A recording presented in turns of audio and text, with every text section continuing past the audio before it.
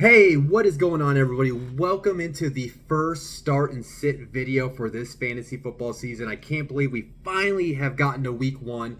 We got the Bills and Rams kicking it off tonight. Then we got a full slate of action on Sunday. Broncos and Seahawks and wrapping it up on Monday night. I cannot wait to see how it all unfolds and who we're talking about next week. With that being said, what you guys are going to get from me in this video is you're going to get the top two starts and sits for me from the quarterback, running back, wide receiver, and tight end position. Now, just like I have done it in years past, I'm not going to sit here and tell you guys obvious names. I'm not going to tell you to play Jonathan Taylor against the Texans. Duh. I avoided listing guys as starts that maybe you drafted in the first 4 rounds because like I said in the last fantasy video I did for you guys, I'm a big believer that you play the guys that you drafted that high, especially in your first week or two, and then maybe if they are disappointing, you make some decisions going forward. But with that being said, too, also guys.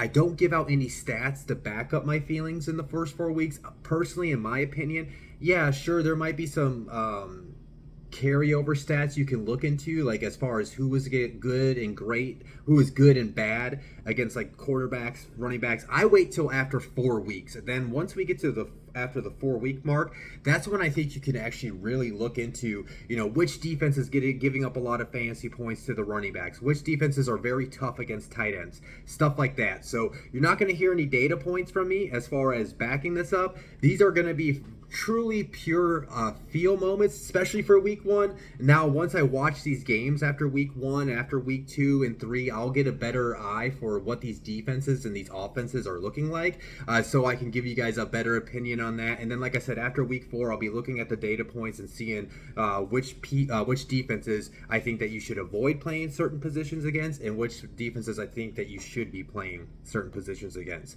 So, with that being said, let's go ahead and dive into my starts and sits for the quarterback position. And my first top start, I'm going with Trey Lance against the Bears. There's a couple things why I think you should play Trey Lance this week. A, the Bears are not going to be that great of a team. Their defense, they do have some playmakers here and there, but as far as their cornerbacks, they're going to be depending on like a guy like Kyler Gordon, who's a rookie cornerback. Not that he's going to be like a bad cornerback or any reason, but rookie cornerbacks can, they teams can catch them slipping in their first game because they think they're ready until they line up against a guy that's been playing in the league for a while. And with that being said, I think Trey Lance is going to be able to take advantage of that. I think he's going to be able to come out and ball out, especially with all the talk with Jimmy G returning. But to play into the whole Jimmy G being in the lineup, obviously there's people out there thinking that we're going to see Jimmy G at some point. It may happen. I don't believe so. I think Trey Lance is going to ball out all year. But if it does, and you drafted Trey Lance where you did, you better play him now, just in case you're not going to be able to depend on him later in the season and see what you get out of him. So I'm playing Trey Lance in any league that I have this week. My other start, this is a pure feel moment for me, but I think Trevor Lawrence against the Commanders, I think he's going to come out and ball out. Maybe this is a cheap DFS play, because that's another thing I forgot to mention at the beginning of my video is some of these guys I think you can consider playing in daily fantasy leagues of yours.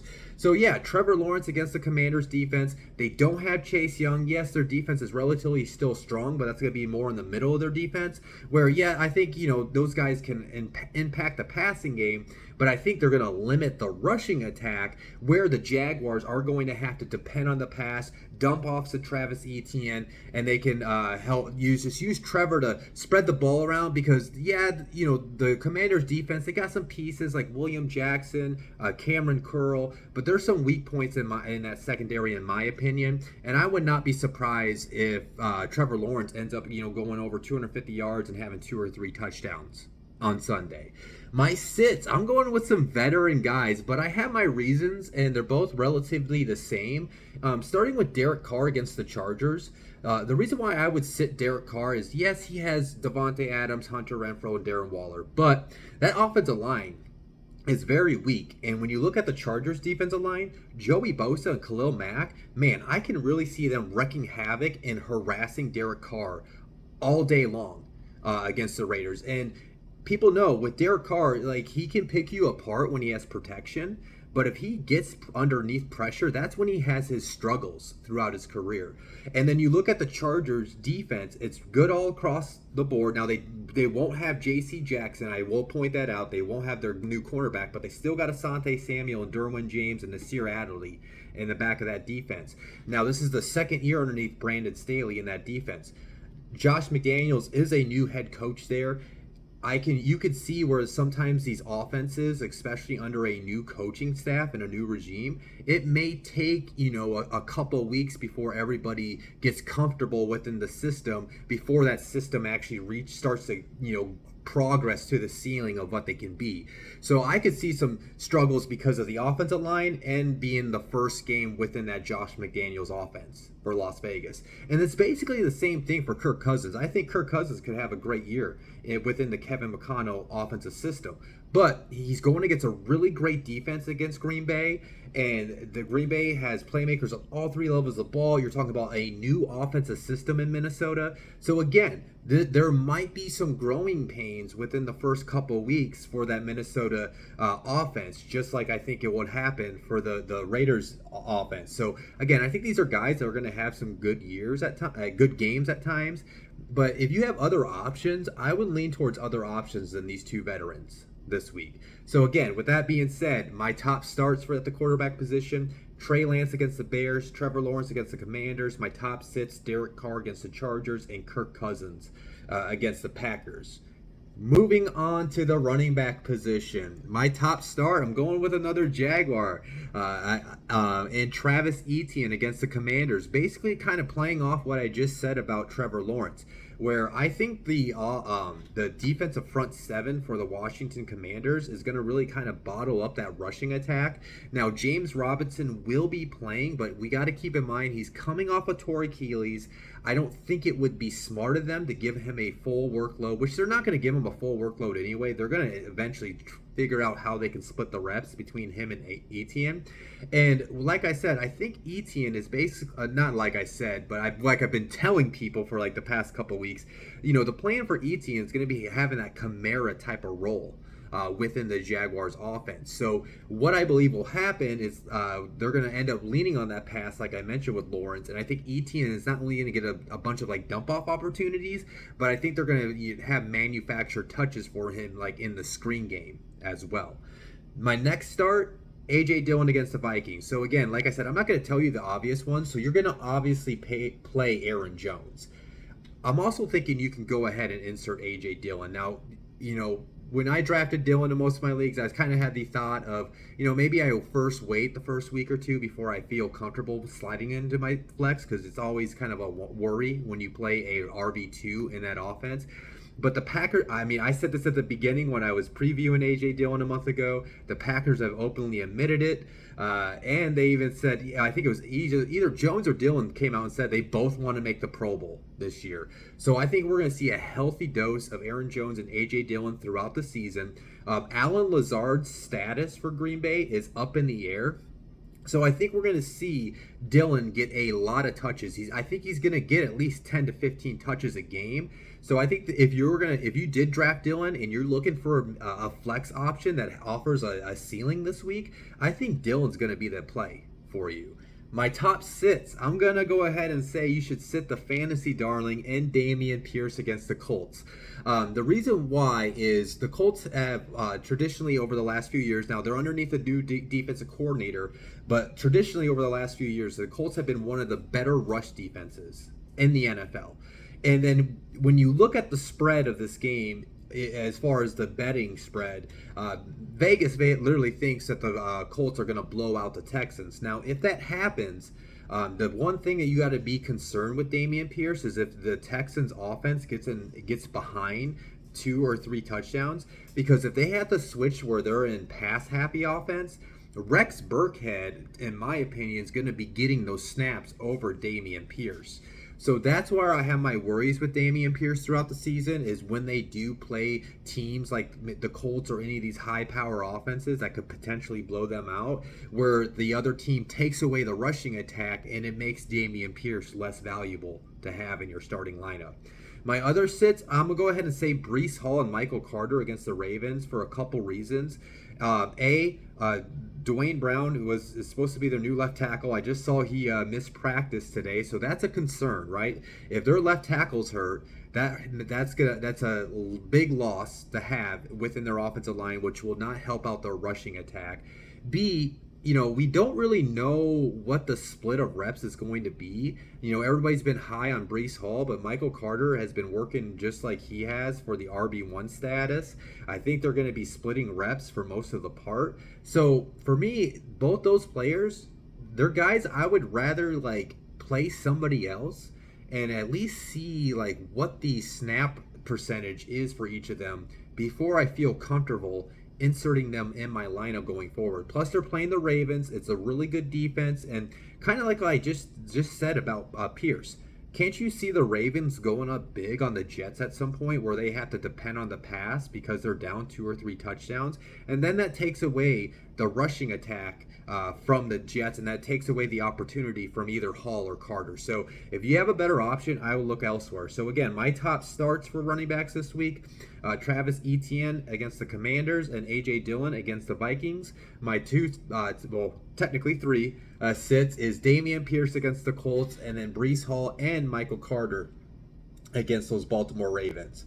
Moving on to the wide receiver position, my top start. Yeah, like I said, if you got A.J. Brown, you're going to play him against the Lions, right? I don't have to tell you guys that. But I think you should insert his counterpart in the lineup as well in Devonta Smith. The Lions, their weak point of the defense is in that secondary. That's where they're going to have their struggles. And obviously, I think, we'll see how defenses do defend the Eagles' passing attack. But I would lean towards, as of right now, defenses will have more shift of focus on A.J. Brown over Devonta Smith, which I think is going to create a lot of opportunity for the young kid because he's such a crisp route runner where if he gets one-on-one opportunities often in this game and Jalen Hurts can take advantage of it, I think this is a guy you could see get to the 100-yard mark in this game and get you a touchdown. So I think Devonta Smith's set to have a huge Week 1 game against Detroit. Now my other start, Brandon Aiyuk against the Bears. Going back to what I said about Trey Lance, I don't really necessarily love all the pieces within the secondary for Chicago. They got a rookie safety, a rookie cornerback. So those are guys in their first game where they're seeing this type of speed. So are they going to be able to process everything and run the defense correctly? And another thing I will say, I forgot to mention about Trey Lance, they're going against a Matt Eberflus defense. He's the new head coach of the Chicago Bears. He was the defensive coordinator for the Colts, and if there was one thing that I always grew frustrated with his defense is they allow a lot of easy completions, and it can be relatively easy for wide receivers to stack up receptions and yards against this team. So I think Brandon Aiyuk could have a huge game. He's going to be able to take advantage of Trey Lance's big arm, so I think there's big chunk opportunities. So yeah, I would definitely play Brandon Aiyuk against the Bears this week if you're looking for a wide receiver to start. And again, just like A.J. Brown, of course you're going to play Deebo Samuel against the Bears. Moving on to my sits. I hate saying this because if anybody knows me, I am such a DK Metcalf stan. But if there was a week I would sit him, it would be this week. But yeah, DK Metcalf and Tyler Lockett against the Broncos. This is more because I do not know what we're going to see out of this Seattle offense with Geno Smith. Traditionally, we all know Pete Carroll loves to run the ball, so he's going to at least try to come out and establish the run. So I don't really necessarily love that. The Broncos, they have really good pieces in the secondary, like a Patrick Surtain and a Justin Simmons. So I could see the passing attack for Seattle having struggles throughout the night. I don't think these are guys that you could trust. I think if you would end up playing DK Metcalf for Tyler Lockett, when you are sitting there on Monday night, you're just going to be praying that they get you at least a touchdown because I just don't see them getting a lot of yards against that Denver defense. And I think it's going to be a huge night for Russell Wilson and his return to Seattle. And I think his whole team's going to be motivated to help him blow out his former team. My other sit, though, I'm going to go with Darnell Mooney against the 49ers. 49ers got a really good defense, and then you're looking at the Bears' offensive line. It's a pretty weak offensive line where they're going against like Nick Bosa, Javon Kinlaw in the middle of that defense. So I could see Justin Fields running for his life quite often. That means he'll be running for first downs over looking to pass for first downs. Not that I'm saying that he's going to look to do that, but he might be forced to do that more than anything. And then I just don't know if we're going to see a consistent target load for Darnell Mooney where you can necessarily trust him. That was kind of my issue at times with him, is some games you get really high targets and then some games he wouldn't get to see a high target load. I think that's going to change this year, but with them going against a very strong defense, and I just would rather just go play somebody I could trust more over Mooney this week and then see how his role is going to be within that Bears offense going forward. So again, my top starts: Devonta Smith against the Lions, Brandon Aiyuk against the Bears, and then my sits: DK Metcalf and Tyler Lockett against the Broncos, and then Darnell Mooney against the 49ers. Moving on to my starts. My top start of the week, I'm going with Mike Gesicki against the Patriots. Mainly, the reason why I think I would start him is I think he's gonna have a lot of opportunities with Hill and Waddle on the outside. I think it's gonna open up a lot of things for him. But man, when I was reviewing the Patriots defense, I didn't realize they have a kind of a very weak cornerback group right now. And when you look at their linebackers, honestly, I don't think they have really much of linebackers that are great in coverage. So the safeties and cornerbacks, in my opinion, are likely going to have they're definitely going to be focused on Tyreek Hill. But, I mean, you can't turn away from Jalen Waddle, too, with his speed. So they got to make sure they, kind of shift the coverage that way. So I think Mike Gesicki is going to have a lot of opportunities where he has mismatches, either against the linebackers. I think he could easily get open against any of the linebackers that New England has. And then if he goes against any cornerbacks, he has the size advantage against them. So if you got Mike Gesicki, I think this is a really great week to insert him into your lineup. Now, this next one might be a streaming option for you. He definitely didn't get off any boards. But if you're a guy like me where George Kittle is day to day and they said we'll see about his status on Sunday, and you're like, oh crap, I just drafted him in the 4th round, I might have to go pull somebody off the waivers and stream. I am looking at Alie-Cox for the Colts against the Texans. A couple reasons, with it being the first game of the year, and him taking over the Jack Doyle role in that Colts offense, behind Michael Pittman, honestly, I could see Alie-Cox ending up with either the 2nd or 3rd most targets for the Colts. And then I also kind of had flashbacks to last year's fantasy season, and I remember the Texans were one of the worst defenses against tight ends in fantasy last year. They still got Lovie Smith there, so they're going to be running that same defense. I looked at their linebackers as well. I really don't trust any of those linebackers in coverage. Alie-Cox is a monster of a human being, so I'm not even worried about him he'll definitely have the size advantage if he does line up against any cornerbacks at times. So I could definitely see Alie-Cox getting a sneaky game and at least catching you a touchdown on Sunday.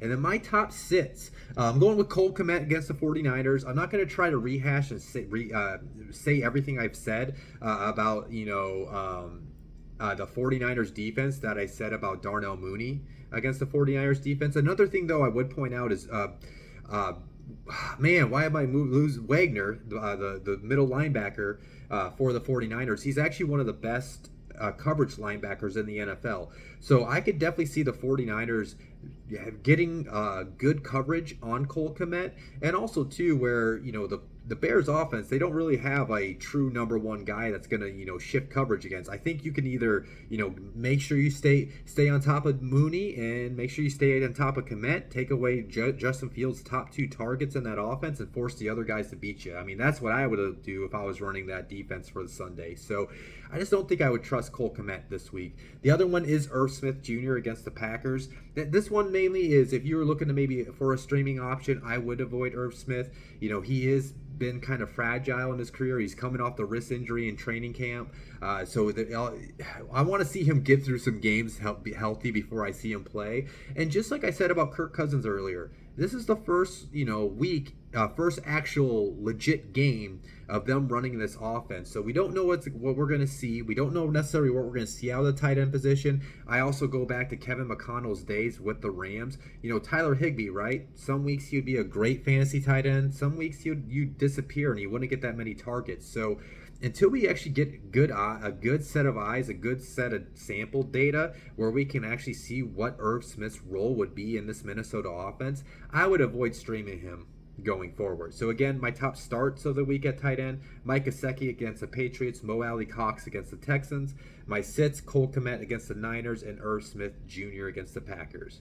All right, that is the first start sitting video. It's all wrapped up. If you enjoyed today's video, make sure you do hit that like button. If you have not subscribed to my channel, please hit the subscribe button. I want to see that number climb this year. You're going to get starts and sits from me every Thursday. I'll be doing my top waiver wire targets and my top streamable defenses for every week.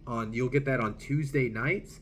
And then if you guys want to follow me on Twitter, or you can follow, I've still got created TikTok video. I'll get to it, especially to my friend Eric, who's been pressuring me. But you can follow me on both those platforms at Cody Talks NFL. I'm gonna be doing my game predictions on there. I always tweet stuff all day about what's going on within the league.